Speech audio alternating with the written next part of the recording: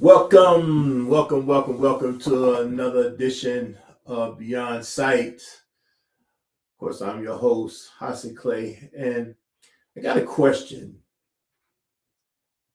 for everyone today. And please, by all means, tap in, share this conversation that we're getting ready to have today. I think this is going to be an exciting conversation. So, have you ever been in a conversation with someone? It's about 45 minutes conversation. You walk away from the conversation, and you kind of get to a point where like nothing was solved, or no answers was given, and you walked away just as confused as you started out. Well, that's not having a conversation. That you got caught in a loop. That's what we're gonna call it. You got caught in a loop. And when you're dealing with someone who actually have, and we talk about high conflict personalities pretty much, and when you deal with somebody who has high conflict personalities and they're trying to bait you into certain things, this is what takes place. And you wind up having a circular conversation. You just go round and round and round and round and round and round. I don't care if it's a husband and wife situation, if it's you're on a job, a workforce situation, if it's a family friend, if it's siblings, if it's parent and child, or whatever it might be. When you deal with somebody who has high conflict personalities, this is what you're getting ready to get caught up with. And we've talked about this before, where there's this need to blame, or this victimhood, or just wanting to make sure that you know you're not right, you're not going to win this conversation hands down. They're going to do any and everything they possibly can to make sure that you're not going to win this conversation. And so if you are then introducing something, then what they're going to do is introduce that back to you.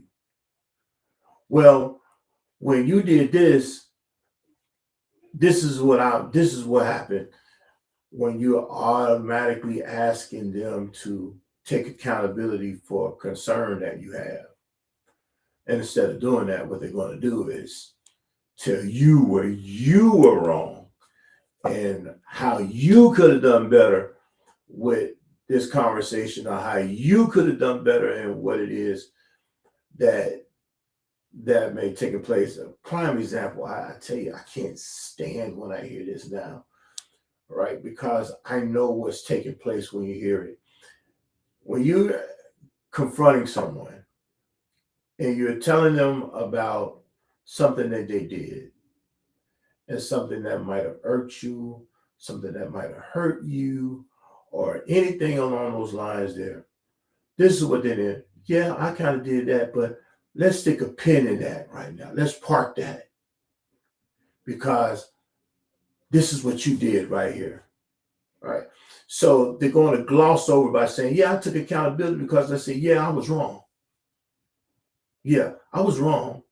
Not that I was wrong and how could I make it up to you, or I see how that could have hurt you, or anything along those lines there. But what they're going to do is say, yeah, I was wrong with that.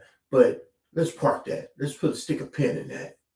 How many of us have experienced that?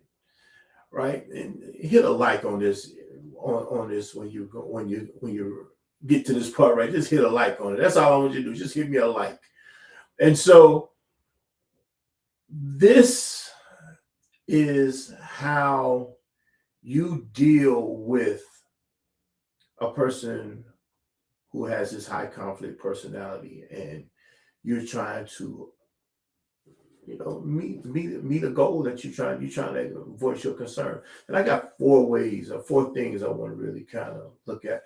One, when dealing with someone who has high conflict personalities and you are then trying to have a conversation with them, by all means, do not, I repeat, do not get closer.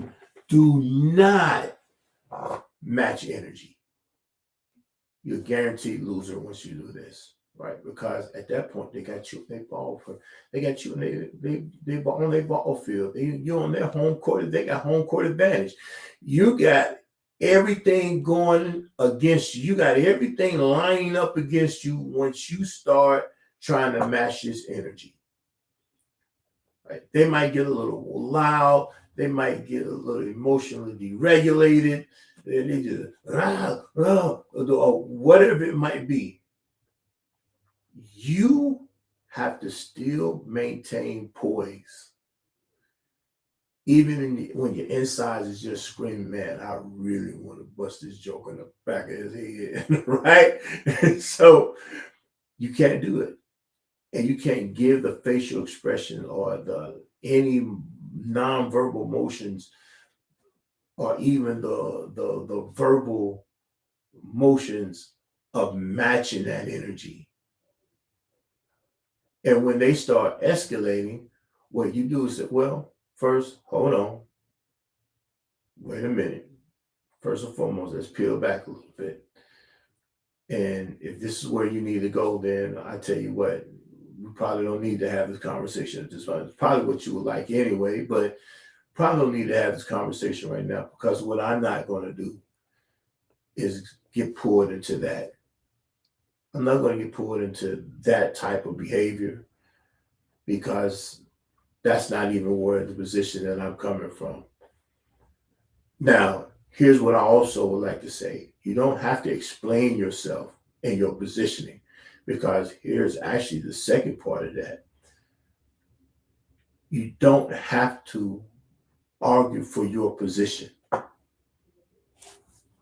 And this is what they would like for you to do, a part of this whole dynamics.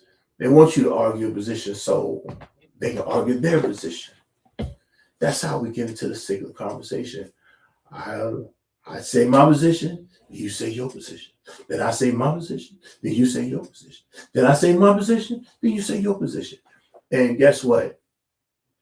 We have come to no thoughts or understanding or resolution of what that is going to be, how that is going to work. Because I brought you a concern. So how do I then get my concern addressed? That's what I'm here for. I'm trying to get a concern addressed, because I don't want to keep going through this type of thing with you. So how do I get to my concern addressed? So next, third, is when walking into this situation, establish boundaries. Have in mind what your boundaries are going to be. At what point and what situation where you just walk away from the conversation, right? Is it that the octave has gotten too loud? Or is it the word choice that's being used? You're not cursing out there, but then they have this profane lace confrontation with you. Do I establish a boundary based upon that? What am I going to establish a boundary on?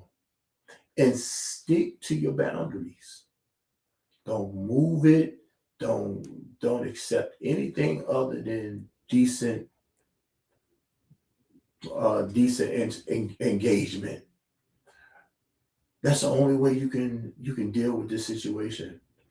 Because if you don't establish boundaries, they're definitely going to establish a boundary on you. And you're the one with the concern. But they're gonna box you in. They're gonna put parameters on you.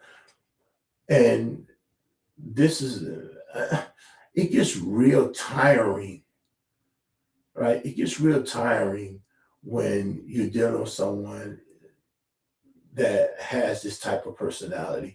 And the last one, and I'm going to something else after this, the last one, but not least, is quit trying to convince them. You can't really convince them. They're not looking to be convinced. They really aren't trying to convince you. They just keep throwing anything up against the wall to see what'll stick. They're throwing anything up, and or because they don't really want to hear, or they want to be at fault, and they don't really want to hear what it is that you are saying, then what they're going to do is continue to then say what's on their mind. and they're not going to move from that position. They're actually, to some degree, working the very thing that I'm telling you to work on them. They're trying to work that on you. It's crazy. To some degree, because they're gonna bring the energy up, because a lot of times when you're dealing with somebody who has high conflict personality traits, they are very much emotionally deregulated. They don't manage their emotions well. They don't manage they have uh let's say a minimum emotional IQ, if you will, emotional intelligence, right? And they don't function, they don't try to function from a space of being emotionally mature. That's not where they go. That's not where they are. And they're not trying to, they don't want you to be that. How dare you, in the real, how dare you even come to them with a concern? Who are you to even bring me a concern? Right? How dare you put me on the spot to make me feel like something wrong with me? So let me show you, right? So by all means, trying to convince them. You're gonna be there all day. You're gonna try to convince them, and you call yourself trying to appeal to their intellectual, their rationale, or the logic, or whatever it is that you feel like you're trying to tap into. And they looking like you done lost your mind. They're not allowing you to get that. They're not allowing you to be there. As a matter of fact, the whole purpose at this point is to draw you in from what you look like you have irrational thinking, or you're trying to think logical, or you thinking from a higher level, right? You got a higher vibration, a higher frequency that you're trying to communicate with them on. They're not trying to hear that. They don't even want to hear none of that, right? So what can we do? And I think that is what we're looking at. What can we do? We hear the problem. We see what the things that they're trying to do. What is it that I can do to make sure that I don't get caught in that web when I'm talking to a coworker, or I'm talking to my spouse, or I'm talking to my friend who happen to exhibit all of these traits? First, make sure you are aware,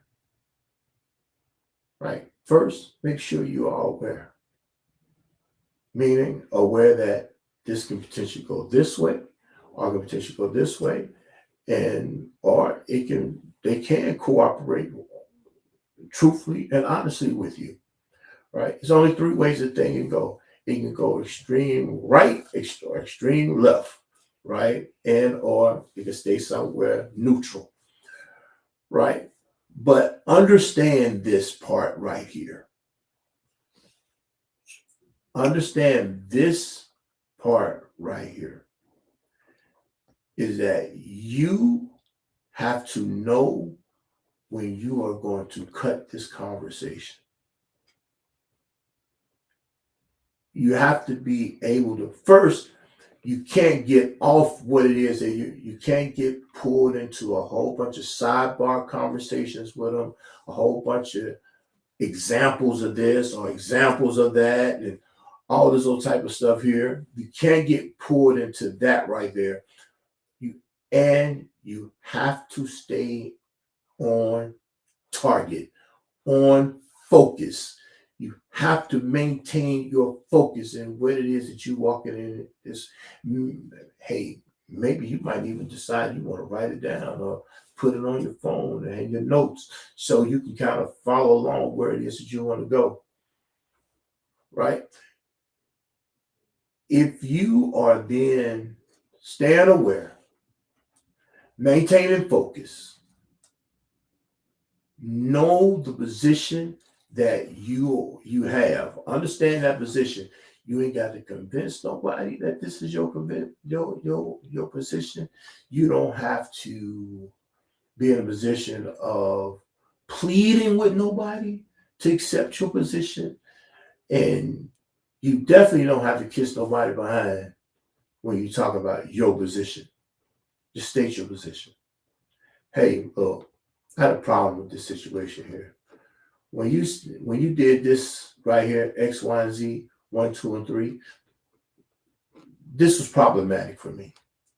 And this is what I would like to see from you about that.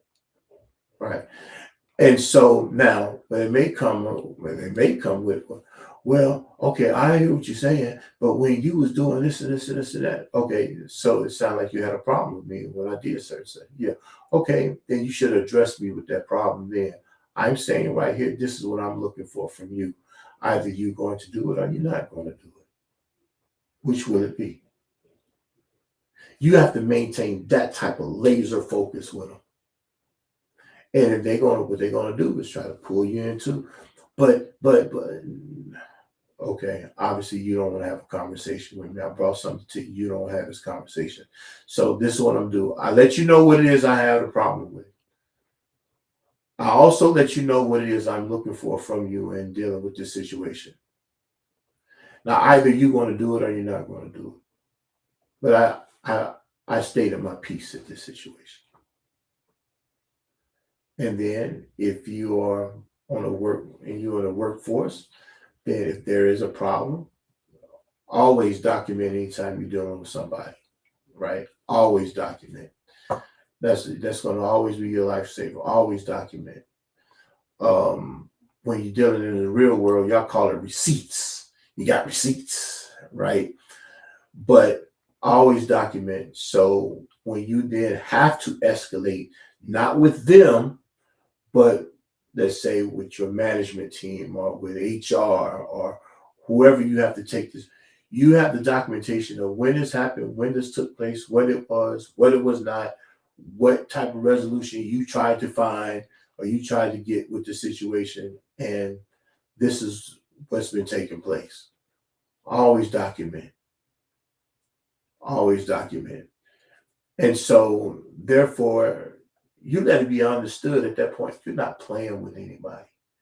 You're not trying to be roughshod over anybody. You're not trying to bully anybody, because you're going to get called that too when you're trying to stay on target. You're bullying me.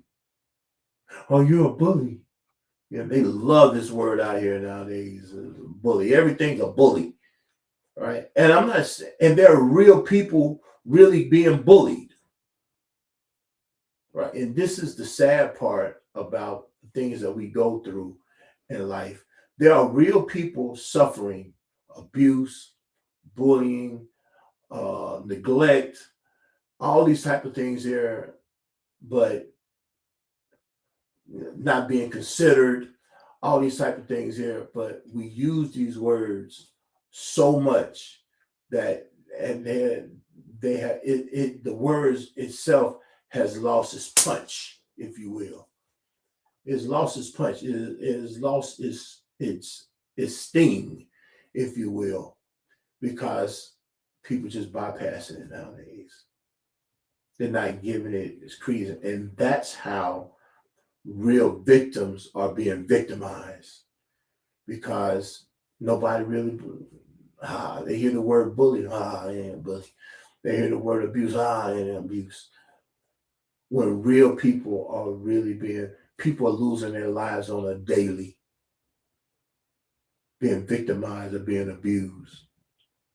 But then this is the word that you use because somebody told you off and you didn't like what they said.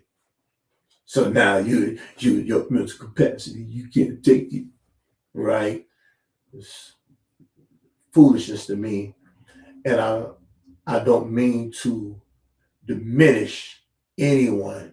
I want to make sure that I'm clear. I don't mean to diminish, but I am saying that there are people who are abusing these particular things when real people are out there suffering.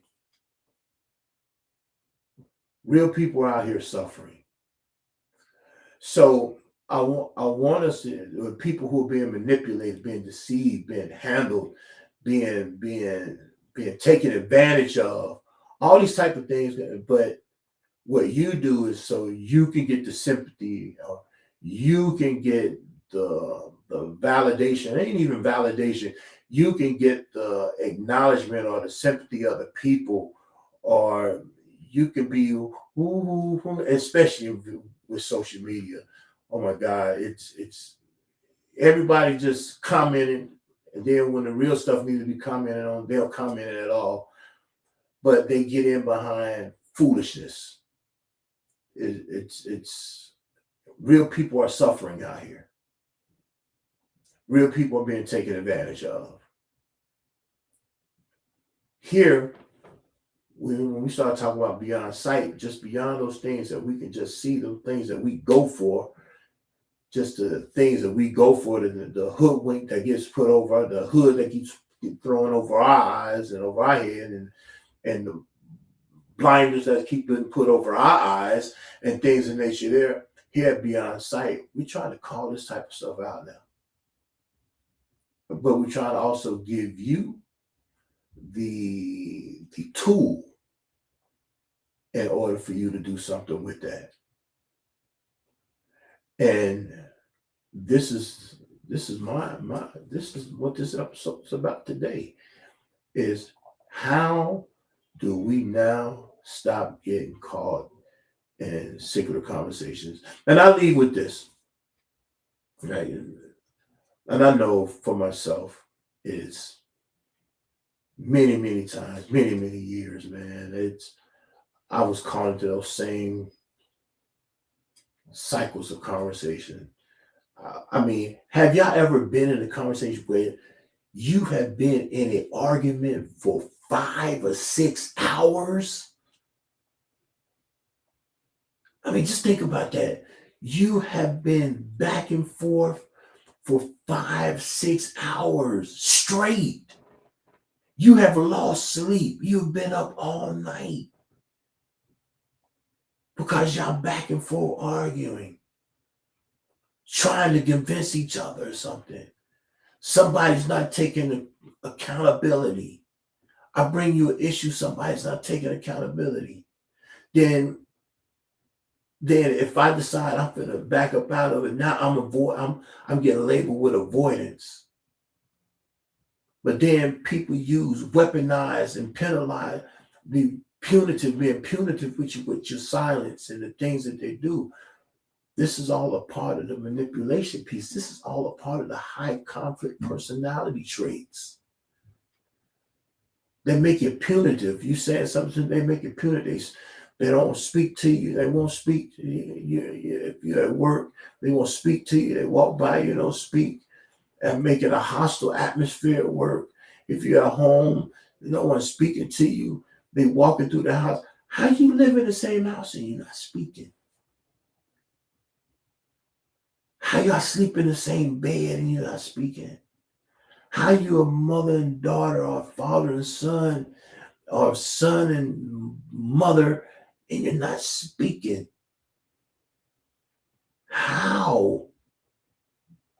The people that you supposed to love and care for the most, you penalizing them, being punitive, that you withdraw any kindness, empathy, care, because you want them to feel it,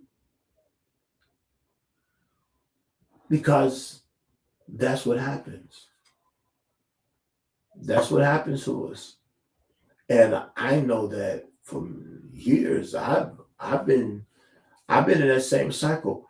I've had it done to me, and I've done it. I've had it done to me, and I've done it.